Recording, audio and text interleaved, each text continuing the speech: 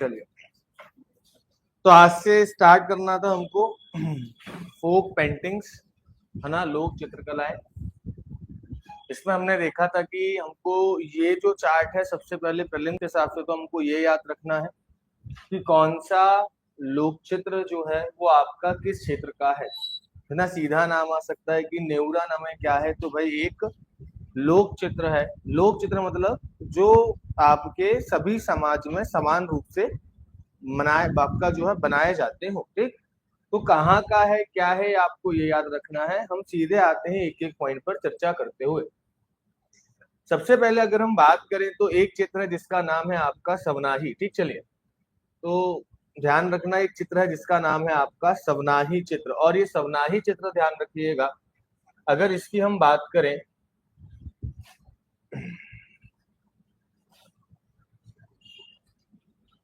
चलिए, तो सवनाही चित्र कब बनाया जाता है, तो भाई ध्यान रखिएगा, हर तालिका तीज के अवसर पर जो है ये मनाया जाता है।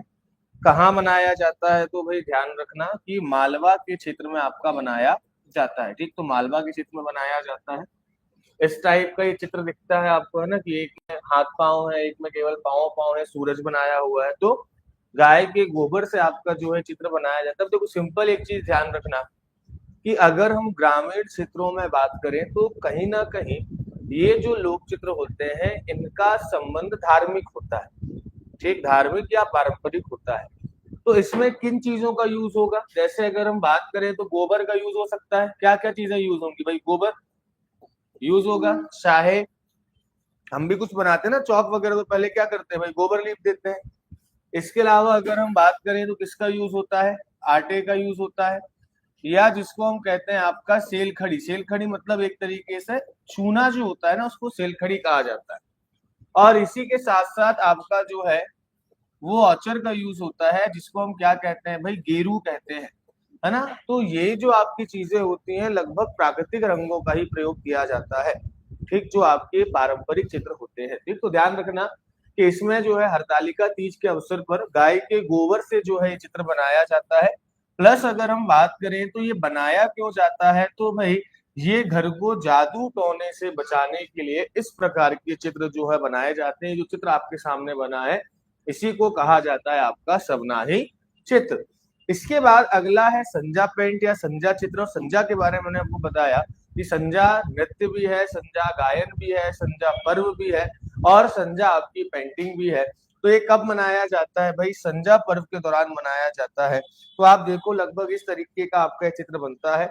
ये कलर बिना कलर वाला है, ये कलर वाला है। ठीक, तो क्या है, इसमें गोबर से जो है चित्र बनाया जाता है, बाद में इसको अलग अलग रंगों से या फूल पत्तियों से जो है वो आपका क्या किया जाता है, डेकोरेट किया जाता है।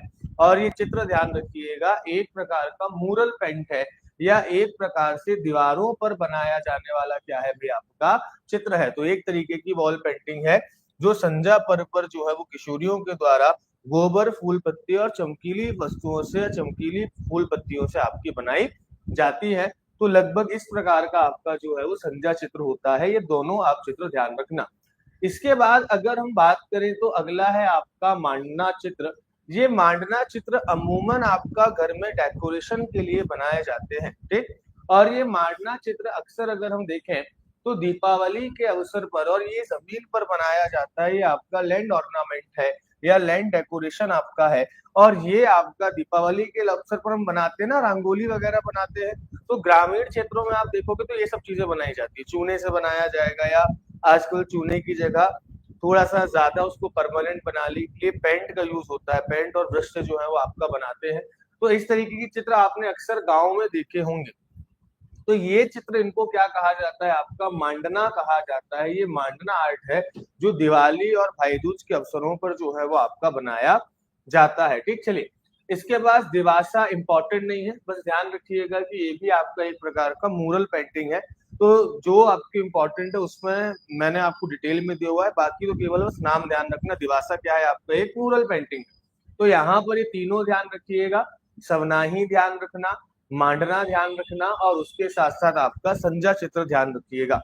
इसके बाद हम आते हैं कहां पर भाई, आपका मालवा में एक और है चित्रावन।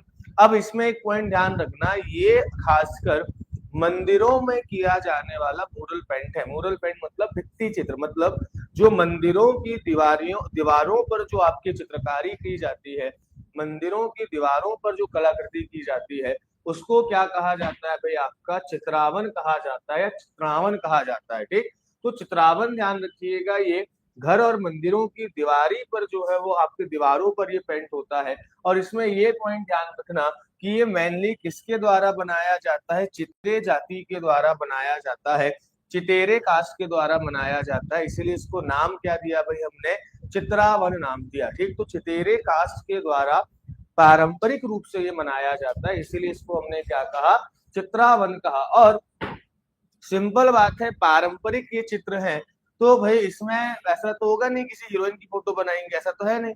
यहाँ पर क्या बनाएंगे भाई, आपके जो लोक चित्र है जिसमें भाई आपका सूरज हो गया, चंद्रमा हो गया, है ना, फिर अगर हम बात करें नदियां हो गई, झरने हो गए, पर्वत हो गए, इन सब के चित्र जो है वो इसमें अमूमन तौर पर आपके बनाए जाते हैं। तो चित्रावन के बारे में ध्यान रखना, मालवा में घरों की दीवारों को और खासकर मंदिरों की दीवारों को डेकोरेट करने के लिए जो आपकी चित्रकारी की जाती है उसको चित्रावन कहा जाता है। चितेरे जाति के द्वारा मेनली आपका इसमें जो प्राकृतिक दृश्य होते हैं, जो नेचुरल सीन्स होते हैं, उनका जो है वो चित्रण किया जाता है। तो इस पॉइंट को क्या रखिएगा, ध्यान रखिएगा।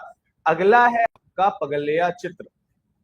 एक पगलेया चित्र ध्यान रखना निमाड़ क्षेत्र का है, तो पहला पॉइंट तो निमाड़ क्षेत्र का है।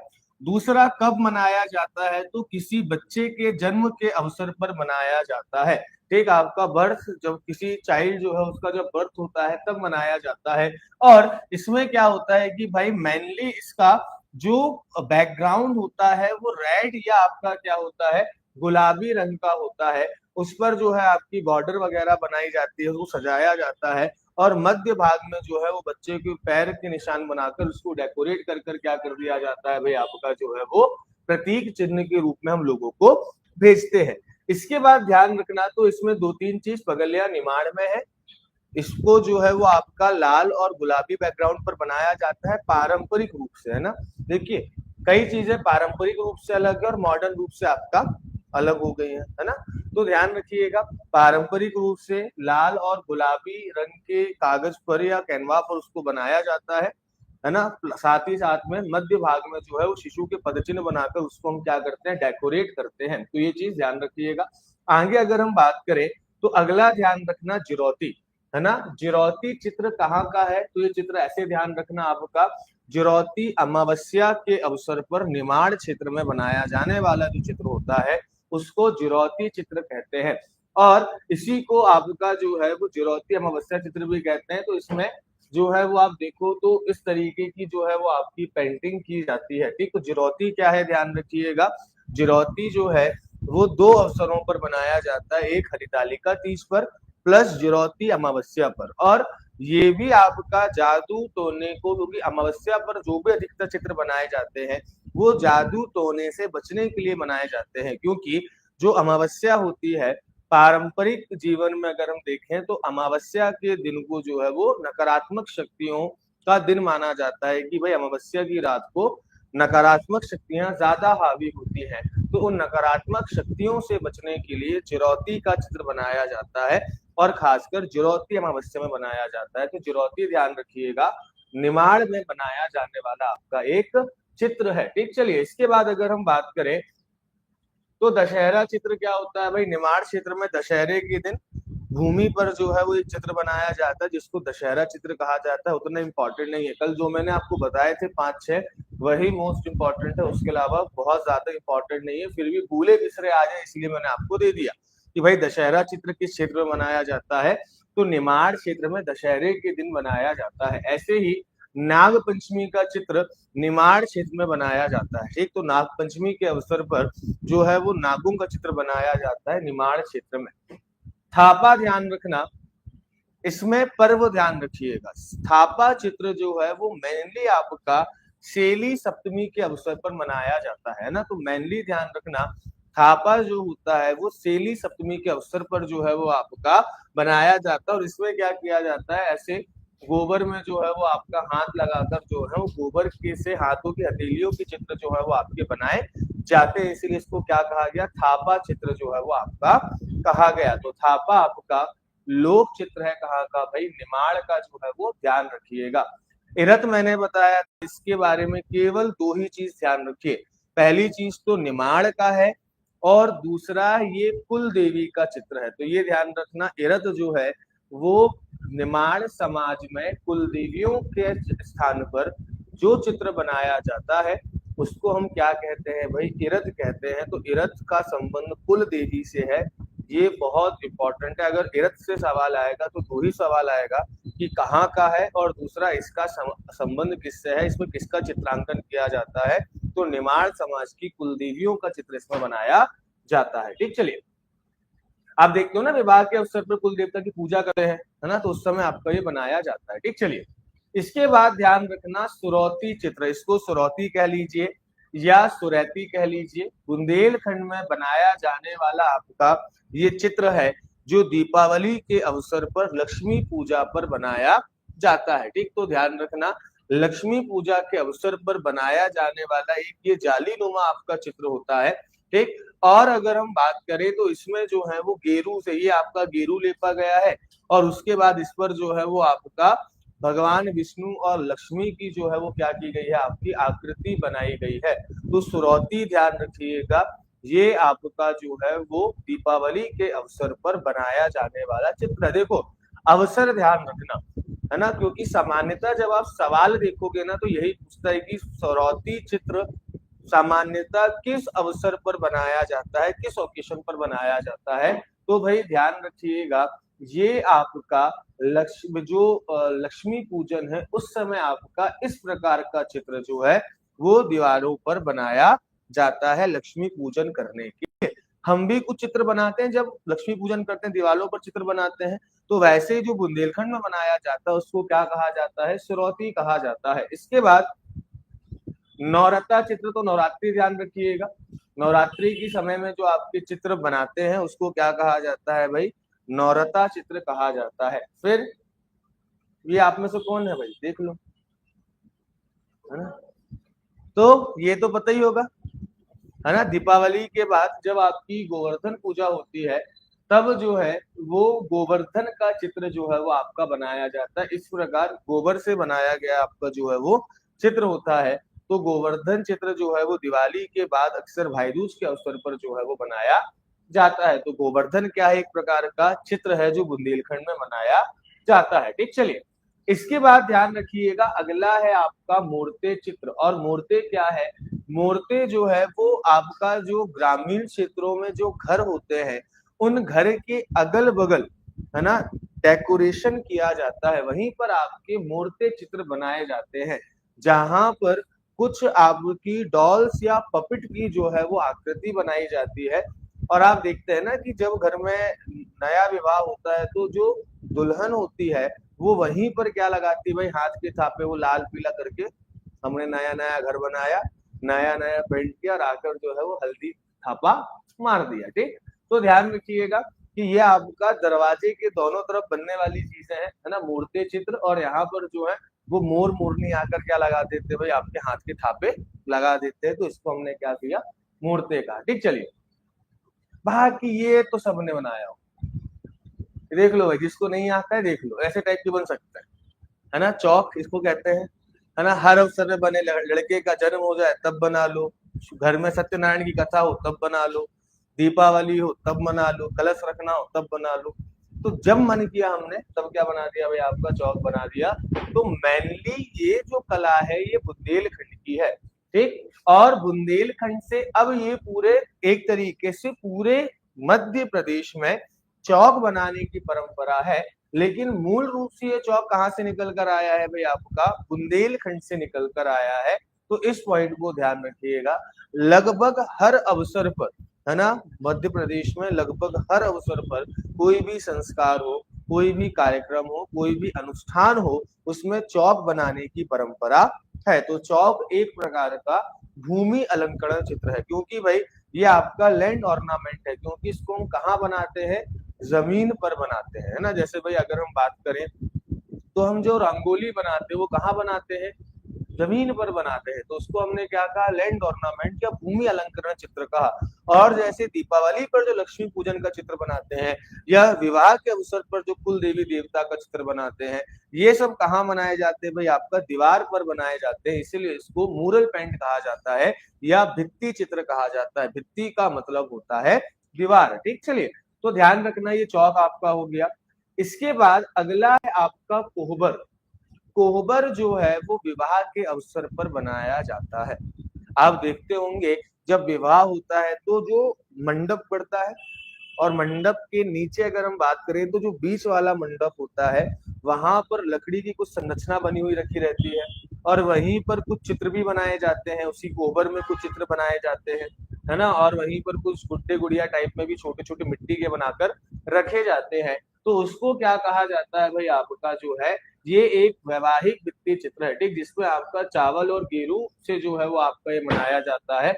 और फिर इसमें जो आपकी आकृतियां, जो शेप बनाए जाते हैं, उनको पुतरिया कहा जाता है। और विवाह के बाद इस कोहबर की पूजा करते हैं वर और वधू मिलकर। ठीक, तो ध्यान रखना कोहबर एक तरीके से, अब ये ध्यान रखना ये हर कभी बन रहा है क्या, नहीं, ये केवल कब बन रहा है भाई, आपका विवाह के अवसर पर बन रहा है। तो ये एक वेडिंग मोरल पेंट है, या अगर हम बात करें ये आपका एक प्रकार का वैवाहिक भित्ति चित्र है जो विवाह के अवसर पर बनता है ना। कई जगह पर मंडप के नीचे बनता है, कई जगह पर अगर हम बात करें तो घर के अंदर बनता है, जहां पर आपके वधू और वर और वधू पूजा करते हैं। तो कई जगह मंडप के नीचे ही बनता है, और कई जगह घर के अंदर भी आपका जो है वो ये चित्र बनाया जाता है। ठीक, चलिए तिलंगा ध्यान रखना। तिलंगा में जो है सवाल आपका ये बन सकता है कि ऐसा कौन सा आपका मूरल पेंट है जिसमें तिल और कोयले, मतलब कोयला, कोयले को पीसकर तिल के तेल में डुबोकर फिर क्या किया जाता है, उसकी पेंटिंग की जाती है, इसीलिए इसको हमने क्या कहा, तिलंगा कहा। तो तिलंगा क्या है भाई, ध्यान रखिएगा, एक तरीके का चित्र है, लोक चित्र है। दूसरा अगर हम बात करें तो भाई ध्यान रखना कि ये जो आपका तिलंगा है ये किसको मिलाकर बनाया जाता है, तिल और आपका जो है वो तेल को, मतलब आपका जो है तिल के तेल में कोयले को रखकर जो है वो मिलाकर बनाया जाता है। बघेलखंड का आपका चित्र है। ठीक, चलिए अब छठी चित्र ध्यान रखना। पगलिया जो है वो हमने देखा शिशु के जन्म के अवसर पर बनता है। अब छठी चित्र में जो है ऐसा नहीं कि हर चित्र बनता होगा, छठी चित्र जो है वो शिशु के जन्म के छठवें दिन जो है वो उसको प्रेतात्माओं से बचाने के लिए या बुरी शक्तियों से बचाने के लिए छठी माता का चित्र जो है वो बनाया जाता है। तो शिशु के छठवें दिन जो है, जन्म के छठवें दिन जो है वो आपका ये चित्र बनाया जाता है। और भाई आपका जो है इसमें उसका पिक्चर तो मेरे पास है नहीं, गेरू का, चावल का इसमें जो है वो आपका प्रयोग होता है। तो ये पॉइंट तो आप सेकंड पॉइंट तो अपने मन से ही लिख दो, मेन पॉइंट आपको पहले लिखना है। फिर ये पॉइंट की गेरू से बनता है, चावल से बनता है, आटे से बनता है, कोयले से बनता है, ये पॉइंट तो आप सेकेंडरी पॉइंट में अगर मेंस में आता है तो लिख सकते हैं, है ना। मेंस में ये वाला पॉइंट इंपॉर्टेंट नहीं है, ऊपर वाला पॉइंट इंपॉर्टेंट है कि कौन सा किस अवसर पर बनाया जा रहा है। ठीक, चलिए फिर अगर हम बात करें तो नेवरा नमे, नेवरा नमे के बारे में केवल इतना ध्यान रखो कि क्या है नेवरा नमे, क्या है, एक प्रकार का लोक गायन, एक प्रकार का लोक चित्र, एक प्रकार का पर्व है। तो ध्यान रखना ये क्या है भाई, एक तरीके की फोक पेंटिंग है। तो पहला सवाल तो बस यही बनता है कि क्या है, तो ध्यान रखना बघेलखंड की आपकी जो है ये एक पेंटिंग है जो भादों के महीने पर आपका नवमी के टाइम पर जो है वो मनाई जाती है। ठीक, चलिए तो ये ध्यान रखना कि लोक चित्र है, ये इंपॉर्टेंट। अब मोरिला चित्र हो गया। मोरिला को मोर मुरैला भी कहा जाता है, इसमें मोर की आकृतियां बनाई जाती हैं, इसीलिए इसको क्या कह दिया हमने, मोर मुरैला भी कह दिया। बघेलखंड में बनाया जाता है, और भाई इसको जो है आपका दीवारों पर मोर के चित्र इसमें बनाए जाते हैं, इसीलिए इसको क्या कह दिया आपका, मोर मुरैला हमने चित्र कह दिया। ठीक, चलिए बाकी नाग पंचमी का चित्र, नाग भित्ति चित्र तो जरूरी नहीं है, आपका नाग पंचमी के अवसर पर बनाया जाता है, ये अभी हमने आपको ऊपर देख लिया था। तो ये कुछ आपके चित्र थे, इसमें बहुत ज्यादा जो चीजें हैं मैंने कहा कि पूछा जाएगा कि कौन सा कहाँ का है, बस उतना ध्यान रखना। दो चार चित्र जो है वो आपके थोड़े से इंपॉर्टेंट है, उसको आप ध्यान रखिएगा। अब इसके बाद हम आते हैं किसमें भाई, मध्य प्रदेश की शिल्प कलाओं में, हैंडक्राफ्ट्स में आते हैं, है ना। तो शिल्प कलाएं क्या होती हैं, जो अधिकतर हाथों के माध्यम से बनाई जाती हैं, उनको हम आपका हैंड क्राफ्ट कहते हैं, और पारंपरिक रूप से बनाई जाती है। मतलब उस चित्र, मान के चलिए महेश्वरी साड़ी हो गई, अब आप जाएंगे महेश्वर में, तो महेश्वरी साड़ी बनाने का काम पारंपरिक तौर पर होता है, चंदेरी साड़ी बनाने का काम पारंपरिक तौर पर होता है। अगर हम बात करें तो कहीं पर संगमरमर की जो मूर्तियां बनाई जाती हैं, वो काम वहां पर पारंपरिक रूप से होता है, तो वो उनको हम हैंडक्राफ्ट की कैटेगरी में रख देते हैं, है ना। तो ये चीज ध्यान रखना। तो अगर हम हैंडक्राफ्ट की बात करते हैं, तो भाई इस दुनिया का सबसे पुराना हैंडक्राफ्ट कौन सा है भाई, क्ले आर्ट, जिसको हम क्या कहते हैं आपका, मिट्टी शिल्प कहते हैं, है ना। दुनिया का सबसे पुराना आर्ट माना जाता है, सबसे पुराना हैंडक्राफ्ट माना जाता है, क्योंकि बाकी चीजें तो बाद में आई, पेपर वगैरह, सबसे पहले क्या आ गया था भाई आपका, मिट्टी। तो मिट्टी से लोग चीजें बनाते थे, ठीक। तो भाई ध्यान रखना, ये जो मिट्टी शिल्प है, ये एक तरीके से आपके सिविलाइजेशन और कल्चर के डेवलपमेंट का प्रतीक है। मतलब ये एक ऐसा शिल्प है जो हर सिविलाइजेशन में देखने को मिलेगा, हर कल्चर में आपको मिट्टी का शिल्प या मिट्टी के जो हैंडक्राफ्ट्स हैं, उसका इंपॉर्टेंस देखने को मिलेगा। अब ये ध्यान रखना कि मध्य प्रदेश के इसके मेजर सेंटर कौन कौन से हैं। तो भाई ध्यान रखना, अगर हम मध्य प्रदेश में इसके मेजर सेंटर्स की बात करें, तो भाई धार, झाबुआ, और साथ ही साथ में अगर हम बात करें तो जो बघेलखंड वाला क्षेत्र है, यहाँ पर आपके जो है वो मेजर आपका एरिया है, जिसमें अगर हम बात करें तो भाई आपका मालवा वाले क्षेत्र में झाबुआ और धार वाला एरिया हो गया, क्योंकि यहाँ पर ट्राइबल देखने को मिलते हैं, और अधिकतर ग्रामीण क्षेत्रों में ही, ट्राइबल एरिया में ही ये आर्ट्स आपके बनाए जाते हैं। इसके बाद भाई रीवा, शहडोल, है ना, क्योंकि यहाँ पर भी मिट्टी आपको अधिकतर देखने को मिलती है, शिल्पकला देखने को मिलती है। और बैतूल मंडला वाले क्षेत्र में, इन क्षेत्रों में देखो लगभग मिट्टी की कला हर क्षेत्र में देखने को मिलती है, हर एरिया में देखने को मिलती है। लेकिन मिट्टी के जैसे यूटेंसिल्स वगैरह होते हैं, जो बर्तन होते हैं, वो तो लगभग सभी जगह बनाए जाते हैं। लेकिन उसके अलावा मिट्टी के खिलौने हो गए, मिट्टी की मूर्तियां हो गई, ये सारी जो है वो ध्यान रखना। इसमें 6 एरिया आपके फेमस है, धार है, झाबुआ है, रीवा है, शहडोल है, और उसके बाद अगर हम बात करें तो बैतूल और मंडला, ठीक। चलिए, अब इसमें ध्यान रखना कि भाई इसी का एक टाइप होता है, एक तो होता है कि कच्ची मिट्टी से आप चीजें बना रहे हैं, है ना। और जैसे आप देखते हैं कि भाई कुछ आपके जो शोपीस बनते हैं वो पक्की मिट्टी से बनते हैं, है ना, जैसे मटके वगैरह हो गए, ये मिट्टी को पकाकर बनाए जाते हैं। तो जब पक्की हुई मिट्टी से कोई आर्ट बनाया जाता है, तो उसको हम क्या कह देते हैं, टेराकोटा कह देते हैं, ठीक। तो भाई जो आपके खासकर जो कुम्हार आपकी जो मिट्टी को पकाकर जो आपके आर्ट्स बनाते हैं, है ना, उसको हम क्या कहते हैं, टेराकोटा कहते हैं। तो एक तो हो गया नॉर्मल मिट्टी, कच्ची मिट्टी से बन गया, और एक हो गया कि मिट्टी को हमने पकाकर बनाया, है ना। तो मिट्टी को जब पकाकर आपका कोई आर्ट बनाया जाता है, तो उसको टेराकोटा कहा जाता है। तो टेराकोटा का संबंध आपका जो है वो ध्यान रखिएगा क्ले आर्ट से है, या मिट्टी शिल्प से है, ठीक। चलिए, इसके बाद अगर हम बात करें तो कुछ आपका इसमें बहुत ज्यादा इंपॉर्टेंट तो है नहीं, है ना, जनजातियां बनाती हैं, तो ये ध्यान रखिएगा। टेराकोटा इसमें ध्यान रखना, और ये 6-4 क्षेत्र आपके ध्यान रखिएगा। टेराकोटा सवाल बन सकता है कि टेराकोटा का संबंध किस आपके आर्ट से है, तो वो है आपका मिट्टी के आर्ट से, ठीक। चलिए, इसके बाद अगला है आपका कास्ट शिल्प, या इसको हम कहते हैं आपका वुडन क्राफ्ट हम कहते हैं। और वुडन क्राफ्ट के अंतर्गत क्या क्या बनाया जाता है, तो भाई आप सभी को पता है, दरवाजे भी, है ना, वुडन क्राफ्ट के अंतर्गत आते हैं। पहले के आप दरवाजे देखोगे तो उसमें शाही दरवाजे, अलग अलग डिजाइन बनाई जाती थी।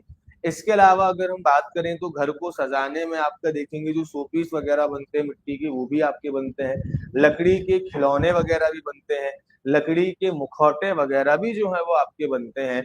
तो ये आपका जो है कास्ट शिल्प में बहुत सारी चीजें बनाई जाती हैं। अब ध्यान रखना, ये मेनली कहाँ बनाए जाते हैं, तो भाई मंडला, बैतूल और होशंगाबाद ध्यान रखना, क्योंकि भाई यहाँ पर आप ध्यान रखिएगा वुडन ज्यादा मिलता है, क्योंकि यहाँ पर आपके घने जंगल मिल रहे हैं, और जंगल मिल रहे हैं तो यहाँ की लकड़ियों की क्वालिटी क्या होती है आपकी, अच्छी होती है, तो इससे आपके वुडन आर्ट्स बनाए जाते हैं।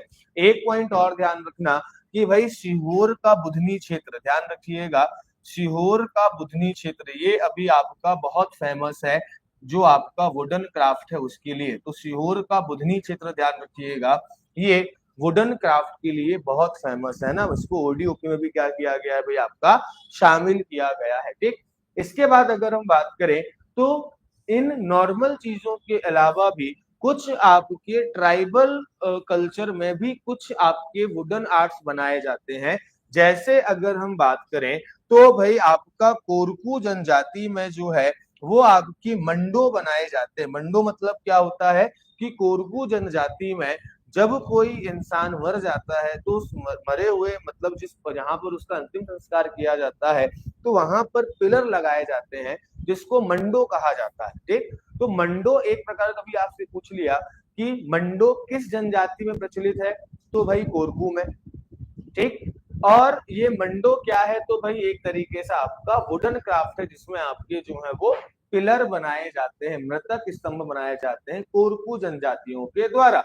दूसरा अगर हम बात करें तो भाई भील जनजाति में ध्यान रखिएगा दीवानिया। दीवानिया क्या है, तो दीवानिया एक तरीके का डेकोरेटिव आर्ट है जिसमें भाई मिट्टी के दीपक वीपक रखने के लिए आपके लकड़ी के आर्ट्स बनाए जाते हैं बहुत सारे ना, वो आप कुछ चीजें आपकी बनाई जाती है जो दीवारों के बगल में लगती है। तो दीवानिया एक प्रकार से भील घरों को सजाने के लिए एक लकड़ी से बने हुए आपके आर्ट है जिसमें आपका जो है वो दिया रखने के लिए कुछ बना दिया या खिड़की वगैरह कुछ बना दी। तो जो आपका भील जनजाति है वहां का जो वुडन क्राफ्ट है, जो फेमस वुडन क्राफ्ट है, उसको क्या कहते हैं, दीवानिया कहते हैं। और भाई मंडो किसका है, आपका कोरकू का। तो ये दो पॉइंट भी ध्यान रखना, दीवानिया आ जाए तो उसका संबंध भील से है, मंडो आ जाए तो उसका संबंध कोरकू से है, और ये दोनों क्या है भाई आपके वुडन क्राफ्ट है। इस पॉइंट को आप क्या रखिएगा, ध्यान रखिएगा। ठीक, चलिए आगे बढ़ते हैं। इसके बाद है ना, देखो आप देखोगे तो लगभग इसी प्रकार के आपके सवाल जो है वो आर्ट एंड क्राफ्ट से आजकल आते हैं। अगला है आपका धातु शिल्प। ठीक, चलिए धातु शिल्प की अगर हम बात करें, ठीक देखिए अब ये नोट्स जो है ना ये इनको तो मैंने अपडेट तो किया है, पर ये देखो भरेवा आर्ट बहुत पहले से इसमें शामिल था। और ये कब आया था आपके बाद में भी क्वेश्चन आया है ना। तो अब क्या होता है कि हम पढ़ते तो हैं पर छोड़ देते हैं, सवाल यहीं से उठ के बनते हैं, जो चीजें आप छोड़ देते हैं। ठीक, चलिए तो ध्यान रखना मध्य प्रदेश में जो है वो आपके बहुत प्रकार से धातु शिल्प बनते हैं। और आप बचपन में आपने देखा होगा हम लोग के टाइम पर क्या होता था, वो एक आदमी आता था एक मशीन लेके, उसमें वो कोई भी घर का बर्तन हो वो उसको दे दो तो वो उसको गलाता था, उससे मूर्ति बनाकर दे देता।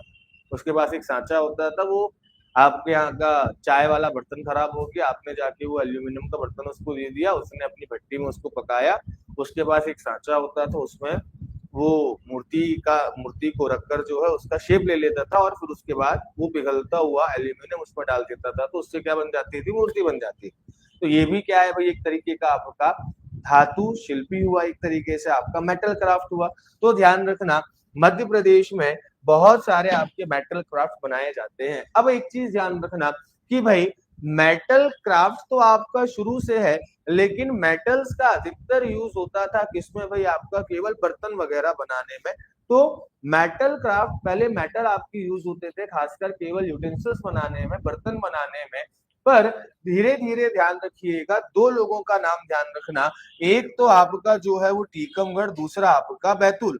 तो इन्होंने बर्तन और आभूषणों से बाहर निकलकर डेकोरेटिव आइटम्स बनाना जो है वो आपके चालू किए, मूर्तियां बनाना चालू करी। इसलिए आप देखेंगे कि भाई जो आपका टीकमगढ़ है ना, टीकमगढ़ और जो दतिया है, यहाँ के मेटल क्राफ्ट को जीआई टैग प्राप्त है ना।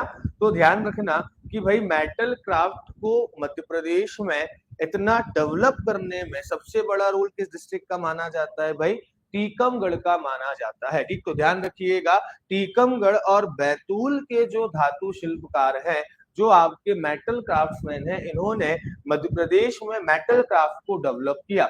इसके बाद कुछ चीजें ध्यान रखना, जैसे भाई आपका जो है वो सतना में एक स्थान है जिसको कहा जाता है उचेहरा। क्या कहा जाता है भाई, उचेहरा कहा जाता है। और ध्यान रखिएगा यहाँ पर कांसे के बर्तन बनाए जाते हैं, और उस कांसे के बर्तन को ध्यान रखना एक कढ़ाई टाइप की बनाई जाती है जिसको क्या कहा जाता है, बटहोली कहा जाता है। तो कभी अगर आपसे पूछ ले कि भाई बटहोली क्या है, तो बटहोली जो है वो आपका सतना के जो आपका उचेहरा वाला एरिया है वहां पर जो कांसे से बनाए जाने वाले एक विशेष बर्तन है जिसको हम क्या कहते हैं, बटोली कहते हैं। ठीक, इसी प्रकार से ध्यान रखना कि भाई आपका जो है वो नरसिंहपुर के जिले में, आप ध्यान रखिए नरसिंहपुर में आपका जो है वो चीचली नामक एक स्थान है, वहां पर पीतल और तांबे से जो है वो आपके बर्तन बनाए जाते हैं। अच्छा, आपने देखा होगा कि अक्सर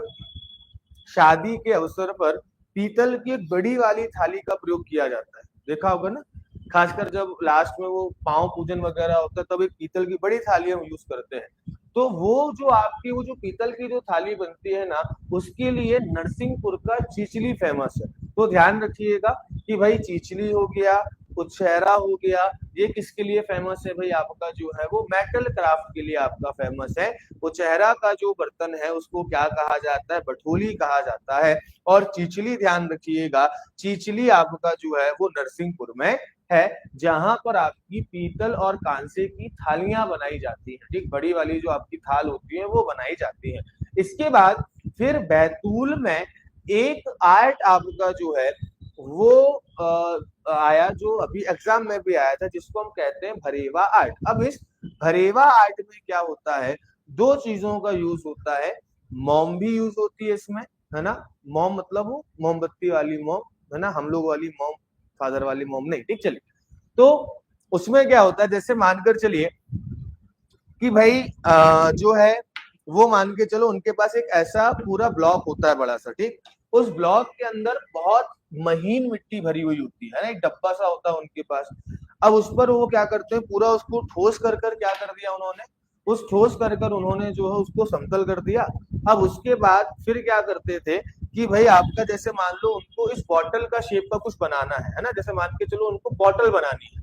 अब वो क्या करेंगे, दो चीजें हो गई कि भाई आपका जो है इस एक उनके पास एक सांचा होगा खाली, है ना, एक बॉटल का सांचा होगा खाली, उसके अंदर पहले तो मोम भर देंगे। अब वो मोम भरने से क्या होगा कि ध्यान रखिएगा, मोम आसानी से निकल भी जाता है ना, पिघलाकर हमने निकाल लिया बाद में बाहर। अब कुछ और भर दोगे सीमेंट वगैरह तो निकालना मुश्किल हो जाएगा, तो हमने उसके अंदर क्या भर दिया, आपका मोम भर दिया। अब जब मोम भर दिया तो अब क्या हुआ कि हमने उस जो हमारे पास बड़ा ब्लॉक था उसमें हमने इस बॉटल को रख दिया, और अब फिर हम क्या करेंगे, इस बॉटल को रखने के बाद निकाल लेंगे।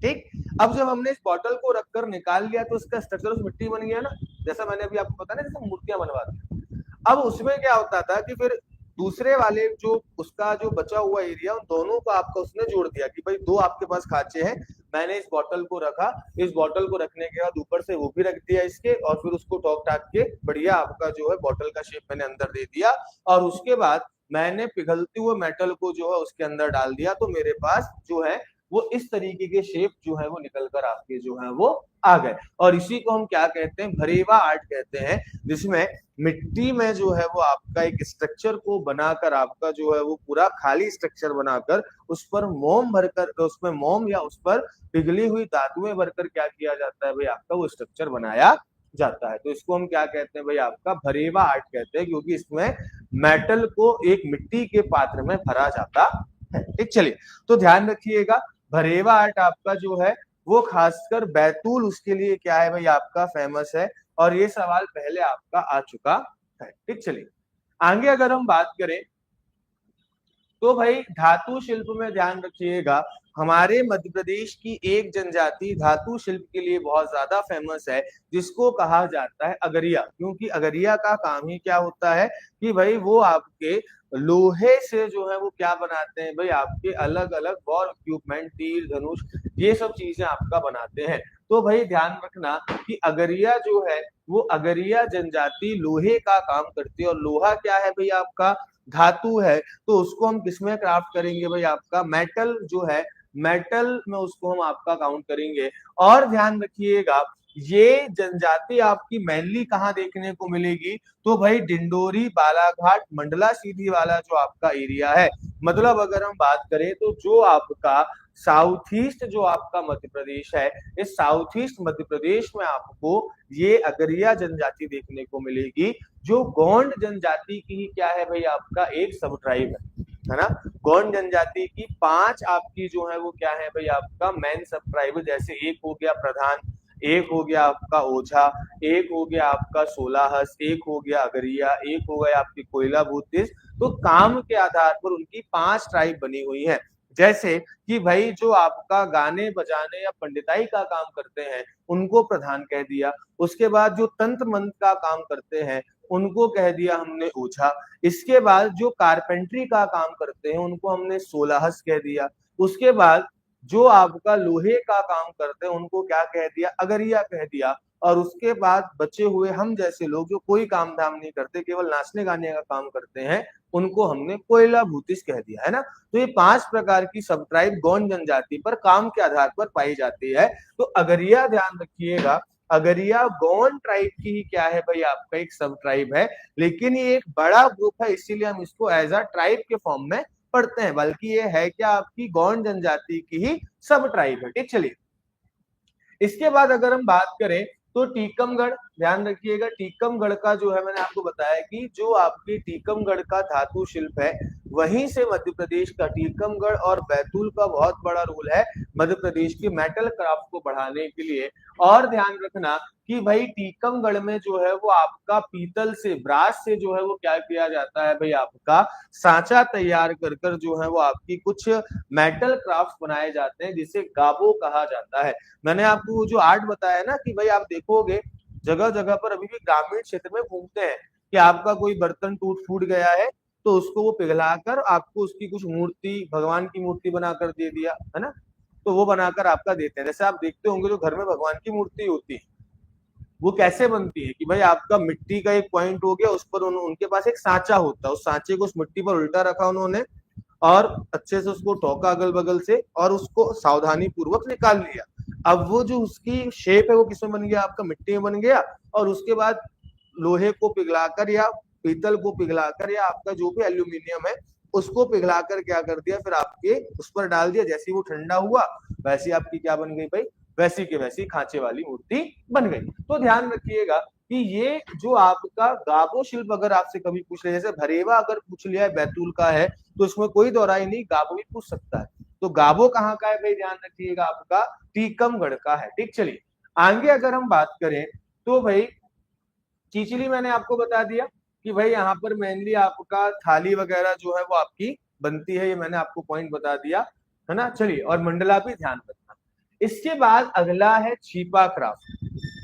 छिपा क्राफ्ट क्या होता है, छिपा मतलब छापना।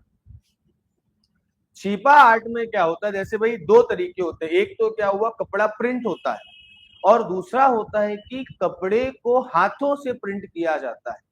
अब इसको छिपा आर्ट क्यों कहते हैं, तो छिपा आर्ट इसको इसलिए कहते हैं क्योंकि इसमें क्या होता है, लकड़ी के ना कुछ आपके लकड़ी में एक स्ट्रक्चर बना लिया जाता है, डिजाइन बना ली जाती है। जैसे आप देख रहे हो ना, ये क्या किया इन्होंने भाई, जैसे इस टाइप में ये है, इनमें लकड़ियों में इन्होंने क्या कर लिया भाई, कुछ आपकी डिजाइन बना ली। अब क्या करेंगे, इसको ये रंग में डुबोकर, एक प्लेन कपड़ा लिया इन्होंने और उस रंग में डुबोकर फिर क्या करेंगे, इससे क्या करते हैं आपका छापते हैं, इसीलिए इसको क्या कहा गया, आपका छिपा आर्ट कहा गया।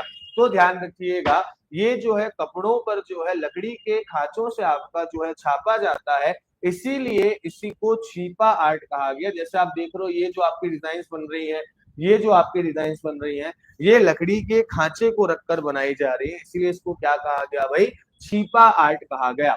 अब ध्यान रखना इसमें दो तीन चीजें, जैसे कि भाई उज्जैन के दो छिपा आर्ट फेमस है ना। जैसे तीन हमारे यहाँ टोटल मध्य प्रदेश में तीन आपके छिपा आर्ट फेमस है, जिसमें अगर हम बात करें तो एक छिपा आर्ट तो कौन सा हो गया भाई, आपका बाघ, बाघ प्रिंट सुना है ना नाम, ये कहाँ का है भाई, आपका धार का।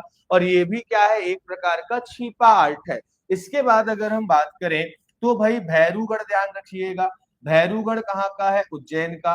तो भाई धार का ध्यान रखिएगा, बाघ प्रिंट हो गया। भैरूगढ़ जो है वो कहाँ का हो गया भाई, आपका उज्जैन का हो गया। तो उज्जैन का भैरूगढ़ प्लस आपका ध्यान रखना बटिक प्रिंट, है ना। तो ध्यान रखना ये दोनों आपके कहाँ के फेमस हैं, उज्जैन के फेमस है। तो तीन छिपा आर्ट हमारे यहाँ फेमस है, बटिक प्रिंट और भैरूगढ़ का संबंध उज्जैन से है। और भाई ध्यान रखिएगा कि आपका जो है वो जो बाघ प्रिंट है इसका संबंध कहाँ से हो जाएगा भाई, आपका जो है वो ध्यान रखिएगा धार से हो जाएगा। इसके अलावा अगर हम बात करें तो भाई ध्यान रखना कि आपका जो है वो बाघ हो गया, कुक्षी भी कहाँ पर है आपका धार में है, मनावर भी आपका धार में है, उज्जैन हो गया, सिरोंज हो गया, ये सारे आपके जो है छिपा आर्ट के क्या है भाई आपके प्रमुख केंद्र हैं। और मेरे ख्याल से 2020 या 21 में सिरोंज को लेकर सवाल आया है ना। और ये चीजें आपकी पुरानी इसमें रहेगी नहीं, मैंने अभी एग्जाम के बाद जोड़ लिया, आपके पहले जो 19 में पढ़ के गए होंगे उनके पास भी ये वाला डेटा होगा, है ना। तो ध्यान रखना कि भाई सिरोंज जो है वो भी आपका कहाँ आता है, विदिशा में, वो भी आपका छिपा आर्ट के लिए क्या है भाई फेमस है। ठीक, चलिए, तो ये पॉइंट आप ध्यान रखना। छिपा आर्ट क्यों कहा जाता है, क्योंकि भाई इसमें जो है वो आपका लकड़ी के खांचों से जो है वो आपका प्रिंट किया जाता है। तो भैरवगढ़ ध्यान रखिएगा, बाघ प्रिंट ध्यान रखिएगा। ठीक, चलिए, फिर अगला है आपका बैम्बू क्राफ्ट ध्यान रखना। और बैम्बू क्राफ्ट में अगर हम बात करें तो भाई एक जाति ध्यान रखिएगा, बसोड़ जनजाति, इनको बसोड़ कहते हैं या बंसोड़ कहते हैं। तो ध्यान रखना कि आपका जो बंसोड़ जनजाति है, ठीक, चलिए, जो बंसोड़ जनजाति है, इस बंसोड़ जनजाति का संबंध किससे है भाई आपका बैम्बू क्राफ्ट से है। ठीक, अब दो तीन चीजें ध्यान रखना, जैसे अगर हम बात करें, एक आपकी होगी कौन सी भाई, अगर हम देखें तो बंसोड़ हो गया, बंसोड़ के अलावा एक जनजाति है आपकी लाखर जनजाति, जो किसका काम करती है भाई आपका लाख का काम करती है, लाख के खिलौने वगैरह चूड़ियां वगैरह जो है वो आपका बनाती है। तो लाख जनजाति जो है वो आपका ध्यान रखना। दूसरा एक जाति ध्यान रखना जिसका नाम है खैबर ट्राइब, और खैबर ट्राइब किसका काम करती है भाई, कत्था बनाने का काम करती है। तो लाखर लाख के चीजें बनाती है, खैबर जनजाति कत्था बनाने का काम करती है। और ऐसे ही ध्यान रखिएगा जो बसोड़ या बंसोड़ जाति है, ये किसका काम करती है भाई आपका जो है बांस के इक्विपमेंट्स वगैरह बनाती है। तो ध्यान रखना यहाँ पर तीन एरिया आपके बहुत फेमस हैं। तीन एरिया में एक तो आपका झाबुआ होगा, क्योंकि झाबुआ में भील ट्राइब आपकी रहती है, और भील ट्राइब आपका आर्ट के मामले में, हैंडक्राफ्ट के मामले में बहुत डेवलप ट्राइब मानी जाती है। तो एक तो आपका कौन सा हो गया, झाबुआ। दूसरा अगर हम बात करें तो ये बांस आपको ज्यादा कहाँ देखने को मिलेगा, बालाघाट वाले क्षेत्र में, क्योंकि बांस कहाँ पर होते हैं, जहां पर पानी ज्यादा गिरता है। और ध्यान रखिएगा बांस को पेड़ नहीं माना जाता, बांस को जो है वो आपका ग्रास की कैटेगरी में रखा जाता है या घास की कैटेगरी में रखा जाता है। तो बांस वहां होता है जहां पर पानी ज्यादा गिरता है। तो भाई मध्य प्रदेश का जो साउथ ईस्ट मध्य प्रदेश है, बालाघाट हो गया, है ना, फिर आपका जो है वो मंडला हो गया, सिवनी हो गया, इन क्षेत्र में आपको बांस ज्यादा देखने को मिलेगा। तो ध्यान रखिएगा बालाघाट इसका मेन सेंटर हो जाएगा, बालाघाट, मंडला और झाबुआ। और बालाघाट में ही बसोड़ या बंसोड़ जाति जो है वो आपकी रहती है, जो आपका बैम्बू आर्ट के लिए क्या है भाई आपका फेमस है। इसके बाद कंघी शिल्प हो गई, है ना, कॉम क्राफ्ट हो गया। अब ये कॉम क्राफ्ट ये वाला नहीं जो प्लास्टिक का हमारे यहाँ कंपनियों से बनकर आ जाते हैं, है ना, पहले के जमाने पर लकड़ी से जो है वो आपकी कंघियां बनाई जाती थी। और इस कंघी कला को सबसे ज्यादा डेवलप करने का जो श्रेय है ना, वो श्रेय जाता है बंजारा ट्राइब। ठीक, तो ध्यान रखिएगा। तो भाई जो आपकी कंघी शिल्प है, इसमें भी आपका डेकोरेशन किया जाता है। देखो जैसे ये हो गया, है ना, अगर मान के चलो कि आज हम आदिवासी समुदाय में रह रहे होते तो हम ये पढ़ रहे होते न्यूज में कि नीता अंबानी जो है वो हीरे जड़ित कंघी से जो है वो अपने बाल संवारती है। जैसे आज कप को लेकर सुनते हैं, तो ध्यान रखना कि क्या है भाई, कंघी में भी डेकोरेशन जो है वो आपका किया जाता है। जैसे आप ये देख रहे हैं ना, ये हो गया, फिर यहाँ पर अलग अलग आपके चित्र बनाए जा रहे हैं। तो ये इसको हम क्या कहते हैं, आपका कॉम्ब क्राफ्ट कहते हैं या कॉम्ब डेकोरेशन कहते हैं। और ध्यान रखिएगा कि इसके लिए जो है वो आपका ये जो इनोवेशन किया ना, ये किसने किया था भाई आपका बंजारा जनजाति ने किया था।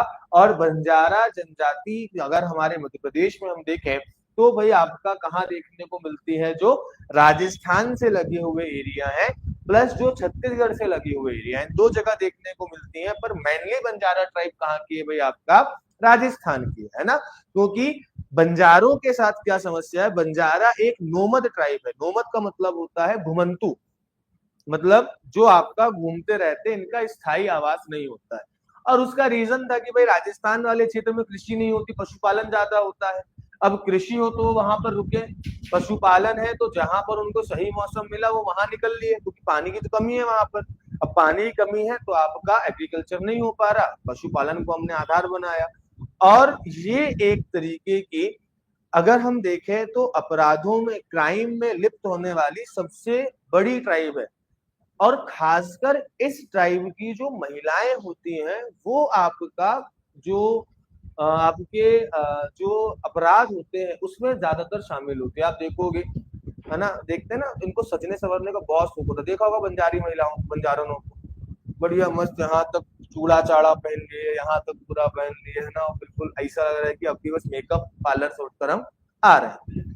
तो ये जो आपकी ट्राइब है, पहली चीज तो नोमद है, चोरी करके चले जाएंगे, किसी को कुछ पता नहीं कहाँ जा रहे हैं, हम तो नोमद है, हम तो घूमने फिरने वाले लोग हैं, बहता ज्योति रमता पानी, है ना।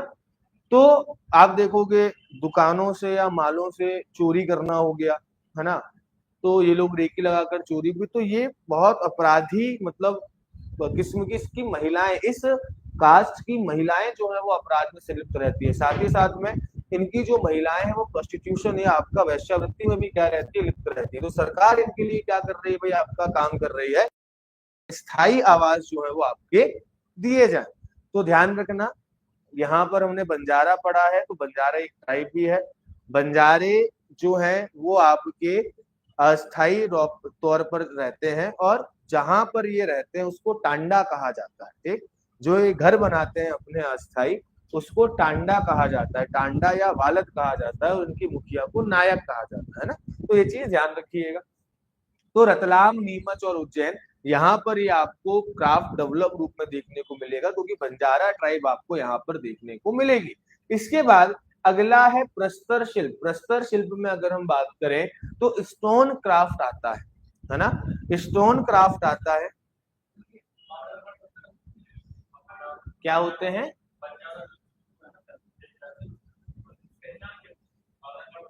नहीं तो वही चीज है ना भाई, आपके पास कुछ तो स्थायी होना चाहिए, इसलिए तो इनको कई योजनाओं का लाभ नहीं मिल पा रहा है, क्योंकि इनके पास प्रूफ ऑफ आइडेंटिटी नहीं है। तो अब सरकार क्या कर रही है, इनको स्थायी डेवलप करने के बाद इनको, जैसे भाई हमारे यहाँ भी बहुत सारी मध्य प्रदेश में आपकी जो है वो ट्राइब्स है जो आपकी स्थायी तौर पर नहीं रहती है, तो भाई पहले तो सरकार को इनको स्थायी करना पड़ेगा ना। तो इनको बहुत सारी योजनाओं का लाभ भी नहीं मिल पाता, क्योंकि भाई इनके पास कुछ आइडेंटिटी है ही नहीं।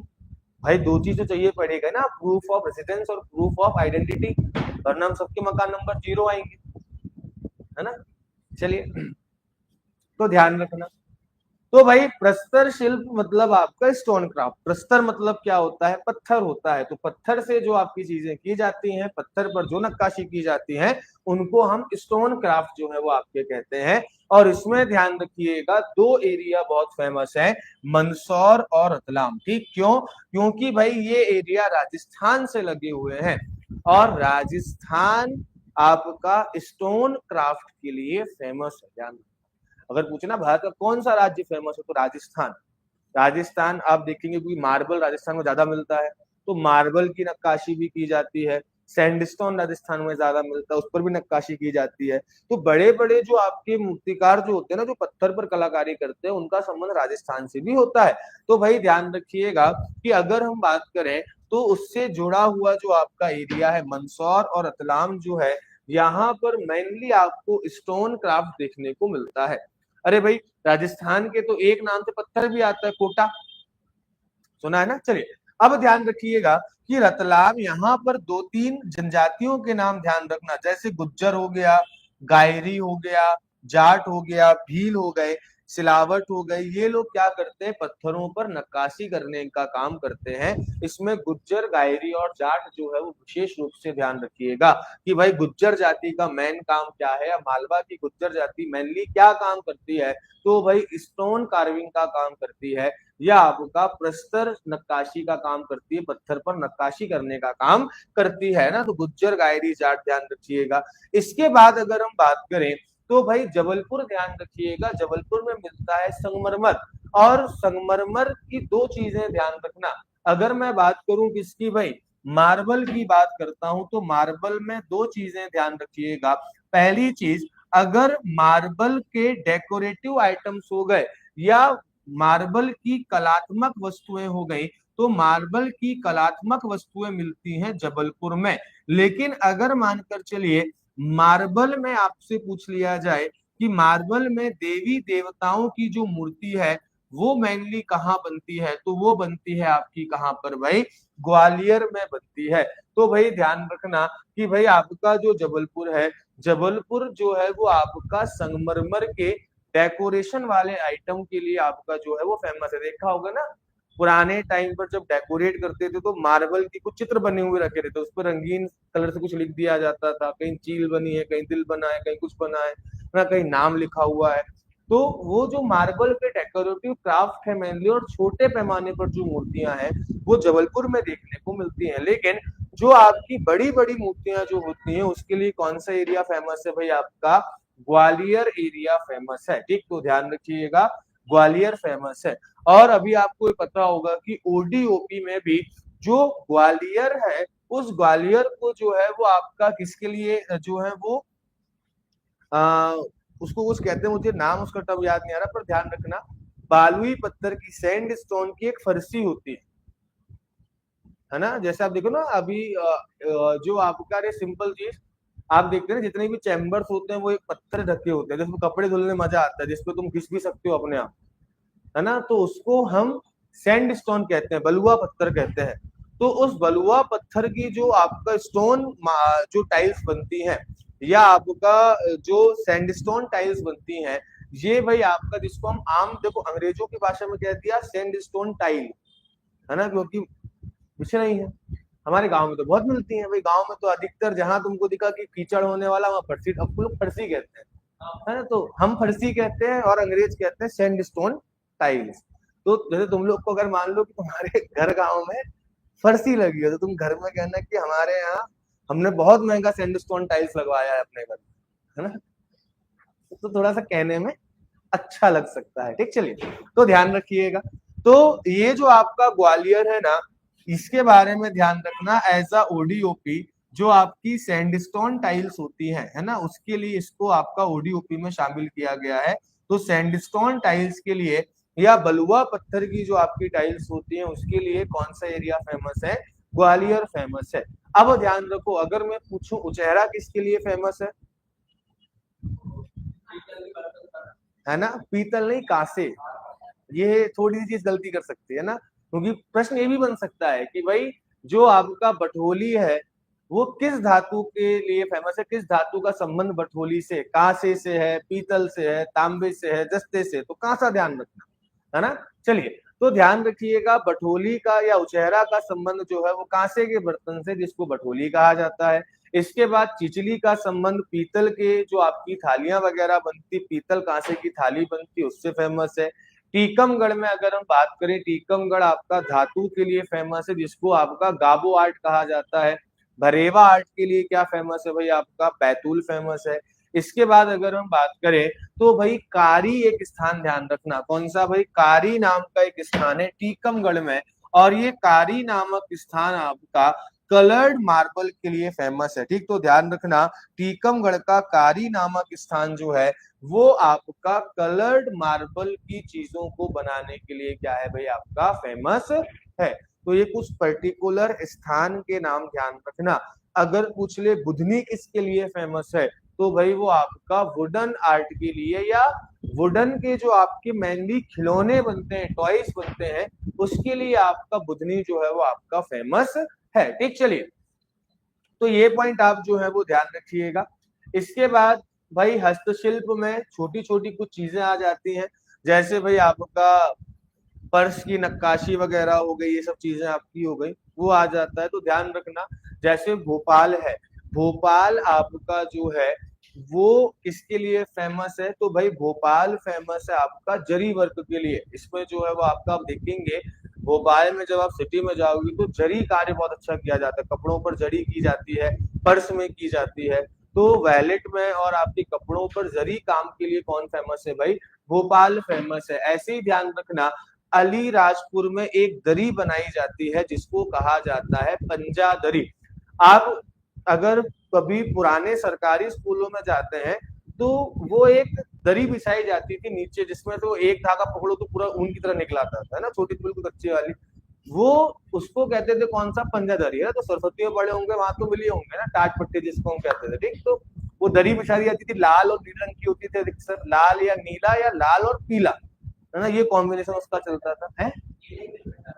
हाँ, तो वो आपका क्या कहलाता था भाई, वो आपका दरी कहलाता है ना, वो आपका जो है पंजा दरी कहलाता है। और ध्यान रखिएगा पंजा दरी जो है वो आपका अलीराजपुर की क्या है, फेमस है। तो ध्यान रखिएगा पंजा दरी जो है वो कहाँ की फेमस है, तो भाई ध्यान रखिएगा आपका पंजा पद्धति जो है या पंजा दरी जो है वो आपका अलीराजपुर की फेमस है। और अलीराजपुर से मुझे एक चीज और याद आई कि अगर मैं पूछूं कि भैरूगढ़ प्रिंट कहाँ का है, भैरूगढ़ प्रिंट कहाँ का है, भैरूगढ़ मैंने बताया था ना क्या है, एक तरीके का छिपा आर्ट है।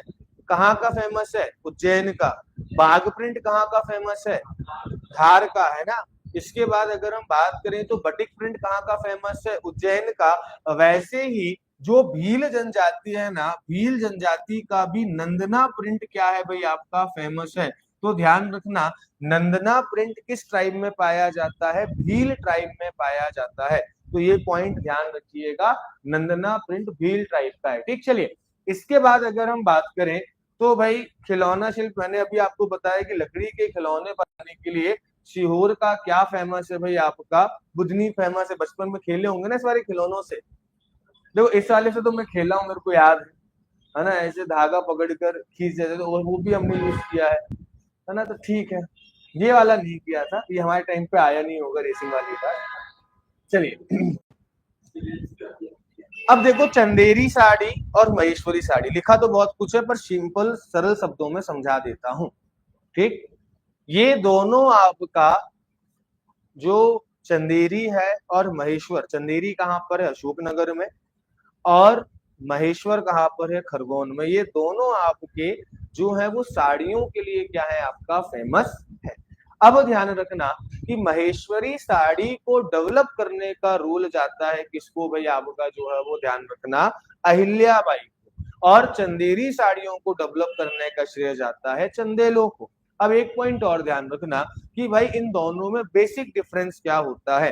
तो ध्यान रखिएगा जो आपकी जो चंदेरी साड़ी होती है ये अपने डेकोरेशन के लिए फेमस होती है, मतलब इसके जो डेकोरेटिव आपके पल्लू वगैरह होते हैं ना, बॉर्डर्स वगैरह होती हैं, उसके लिए फेमस होता है। जबकि महेश्वरी साड़ी अपनी सादगी के लिए फेमस होती है, महेश्वरी साड़ी में ज्यादा डेकोरेशन नहीं होता। अब कैसे याद रखना, तो भाई ध्यान रखिएगा महेश्वरी साड़ी को डेवलप करने का श्रेय किसको जाता है, अहिल्याबाई होलकर को जाता है। और अहिल्याबाई होलकर एक विडो महिला थी, है ना, विधवा महिला थी। तो अब क्या आता है कि उस समाज में उनको ज्यादा तड़काऊ भड़काऊ वाले कपड़े नहीं पहन सकते थे, बहुत सिंपल सादे कपड़े पहनते थे। तो उन्होंने उस सिंपल सादगी को ही क्या कर दिया भाई आपका, महेश्वरी साड़ी की विशेषता बता दी। तो महेश्वरी साड़ी में जो है वो बहुत कम, अब थोड़ी बहुत सजावट उसमें होने लगी है, पर मूलतः जो महेश्वरी साड़ी है वो अपनी सादगी के लिए फेमस होती है। जबकि जो चंदेरी साड़ी है वो अपने जरी वर्क हो गया और अपना जो डेकोरेशन हो गया उसके लिए क्या होती है आपका, फेमस है। तो इन दोनों को आप जो है वो ध्यान रखिएगा, ठीक। चलिए आगे अगर हम बात करें तो गुड़िया शिल्प, क्या हो गया, तो टाइम हो गया मैं देख लू कितना बच्चा हुआ है, ये तो देख ले पहले। चलो ठीक है, कल पढ़ लेंगे, कोई दिक्कत नहीं है ना। तो ध्यान रखना कहाँ से पढ़ना है भाई, गुड़िया से पढ़ना है। तो कल अपन ही खत्म ही कर देंगे पूरा आपका, ठीक है। और कल से फिर आपका हो सकता है वो भी चालू कर दें, आपका जो स्वतंत्रता संग्राम, स्वतंत्रता संग्राम भी हम कल से चालू कर सकते हैं, कल जल्दी खत्म हो जाएगा आपका ये। तो स्वतंत्रता संग्राम भी आपका कल से ही चालू कर देंगे, ठीक। कितना बचा है इसमें तुम्हारे नोट्स है, हाँ तो हो जाएगा, बाकी कुछ भी चीजें कुछ तो पढ़ना है एक बार, है ना। अच्छा नोट सफिशिएंट है, चलिए ठीक, ओके, तो वे मिलते हैं कल, थैंक यू।